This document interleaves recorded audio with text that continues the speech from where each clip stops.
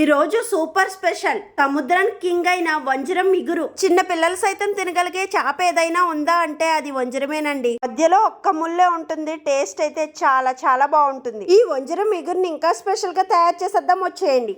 ఇదిగో ఇక్కడ కనిపిస్తున్నాయి కదా 2 వంజరాలు, అవి మేమే తీసుకున్నాం. ఈ వంజరాన్ని మాత్రం సైజ్ ముక్కలు కట్ చేసుకుని శుభ్రపరిచి కారం వేసి పక్కన పెట్టేసుకుందాం. ఇగురు కోసం 5-6 ముక్కలు తీసుకుని పక్కన పెట్టేసుకుందాం. ఇప్పుడు స్టవ్ వెలిగించి పెనం పెట్టేసుకుని 3 టేబుల్ స్పూన్ నూనె వేసుకోవాలి. ఇందులోకి 1 స్పూన్ జీలకర్ర, 4 లవంగాలు, చిన్న దాల్చిన చెక్క వేసి బాగా ఫ్రై చేసుకోవాలి. ఇప్పుడు ఇందులోకి 1/2 కప్పు ఉల్లిపాయ పేస్ట్, కొద్దిగా పచ్చిమిర్చి, కరివేపాకు వేసి బాగా ఫ్రై చేసుకోవాలి. ఇందులోనే 1/2 స్పూన్ అల్లం వెల్లుల్లి పేస్ట్ వేసి పచ్చివాసన పోయేంత వరకు ఫ్రై చేసుకోవాలి. ఇప్పుడు ఇందులోకి 1 టమాటా పేస్ట్ చేసి వేసేసేయాలి. రుచికి సరిపడా సాల్ట్, కారం, 1/2 స్పూన్ ధనియాల పొడి, 1/2 స్పూన్ జీలకర్ర పొడి వేసి 6 నిమిషం పాటు ఈ మసాలాలన్నీ బాగా వేయించుకోవాలి.